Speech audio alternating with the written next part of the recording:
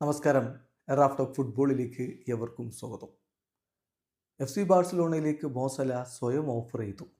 വാർത്ത സ്പോർട്ടിൻ്റേതാണ്. സമ്മറിൽ അദ്ദേഹം ലിവർപൂൾ വിടും.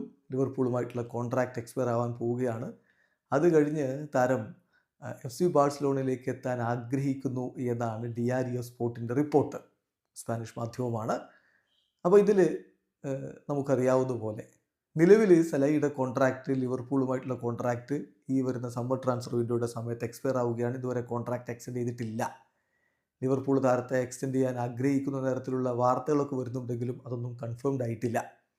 താരം അവിടം വിട്ട് സൗദി അറേബ്യയിലേക്ക് ചേക്കേറിയേക്കും. സൗദി അറേബ്യൻ ക്ലബ്ബായിട്ടുള്ള അൽ ഹിലാലിന് അദ്ദേഹത്തെ സ്വന്തമാക്കാൻ താല്പര്യമുണ്ട് എന്നുള്ള വാർത്തകളൊക്കെ ഒരു ഭാഗത്ത് നടക്കുന്നുമുണ്ട്. അതിനിടക്കാണിപ്പോൾ സ്പോർട്ട് ഇങ്ങനെ ഒരു വാർത്ത കൊടുക്കുന്നത്. അതിലവർ പറയുന്നത് മോസലയുടെ കോൺട്രാക്റ്റ് സമ്മറിൽ എക്സ്പയർ ആവുകയാണ്.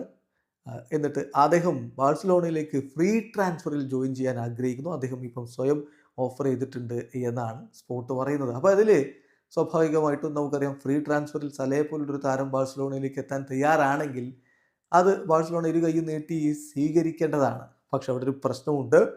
സലയുടെ നിലവിലെ സാലറി എന്ന് പറയുന്നത് 15 മില്യൺ സ്റ്റെർലിംഗ് പൗണ്ടാണ്.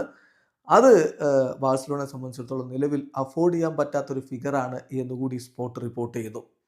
അപ്പോൾ പിന്നെ അദ്ദേഹം വരണമെങ്കിൽ ഒരു പേക്കറ്റ് എടുക്കാൻ അദ്ദേഹം തയ്യാറാവേണ്ടി വരും.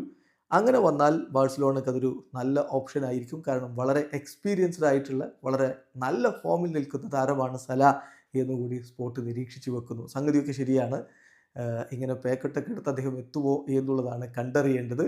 അല്ലെങ്കിൽ തന്നെ എന്തിനാണ് ഇപ്പോൾ സല ലിവർപൂളിൽ എക്സ്റ്റെൻഡ് ചെയ്യാതെ അവിടെ വിട്ടു പോകുന്നത് എന്നാണ് ഞാൻ ആലോചിക്കുന്നത്. അദ്ദേഹം അവിടെ വളരെ മികച്ച രൂപത്തിൽ കളിച്ച് ഒരുപക്ഷെ ബാലൻ ഡ്യൂർ കണ്ടൻഡറായിട്ട് പോലും ഇപ്പോൾ പരിഗണിക്കുന്ന രൂപത്തിൽ മുന്നോട്ട് പോവുകയല്ലേ. കാത്തിരിക്കാം സമ്മറിൽ എന്ത് സംഭവിക്കുമെന്ന് അറിയാൻ വേണ്ടി. വീഡിയോ അവസാനിക്കുന്നു. ഫുട്ബോൾ ലോകത്ത് കൂടുതൽ വിശേഷങ്ങളുമായി റാഫ് ടോക്സ് വീണ്ടും എത്താം.